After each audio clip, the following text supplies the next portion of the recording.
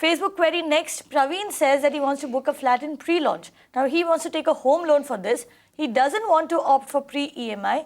He wants to know if it is possible for him to start his EMIs after possession and pay the interest and the principal amount together. He wants to know how the bank will collect interest from him after he starts paying the EMI. He also wants to know if he'll be charged extra for choosing this option.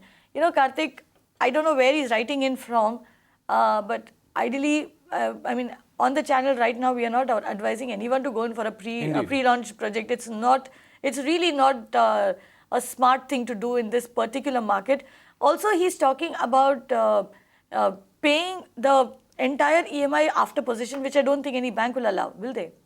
Yeah, see, there are two things here. Obviously, you're absolutely right, Kavita. This is obviously not going to be allowed, because as soon as you take a disbursement from any lender, right from the day that you've taken your disbursement, your interest starts accumulating, and therefore you have to make a payment. You of course have the choice of making just a pre-EMI payment, just pay your interest, or a lot of people actually choose to start paying the entire EMI. What happens as a result of that is a big chunk of the principal starts getting repaid, and which is quite advisable and quite a nice thing to do. Now, having said that, with a pre-launch project itself, now you don't know how much time it's going to take, so you need to really proceed with a lot of caution. Even the new act says that as soon as you make about a 10% payment to the developer, which is something that you'll have to in any case do as part of your down payment, which is about 20%. But as soon as you make 10% to the developer, you'll have to sign in an agreement. You'll have to register your agreement, pay the stamp duty and all of that. So, you better be sure that the pre-launch is actually getting launched very soon. Otherwise, there could be a considerable delay between pre-launch and launch. And that way, a lot of your funds will be stuck, and you will have to anyways pay 20% from your own resources. And thereafter, the bank will come into the picture. And as soon as they come into the picture, you need to start paying your interest right from day one. There is no moratorium period, or there is no waiting period. So you don't have a choice. If you're going to borrow, you'll have to pay.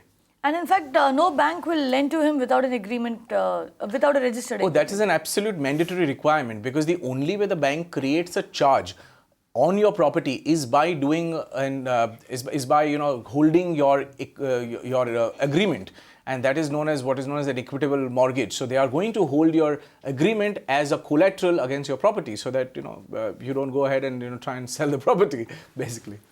Right, and another thing that you need to remember, Praveen, is that as a home buyer, it is your right. Even if you're paying 1 rupee to the developer, you need to get an agreement and you need to sign the agreement. That is your right. That is guaranteed by law. So if the developer is not willing to sign the agreements, and let me tell you this, that in the pre-launch stage, you won't see too many agreements being signed, then you're probably better off not getting into that project in the first place. You can watch live TV on our website, mpnow.in.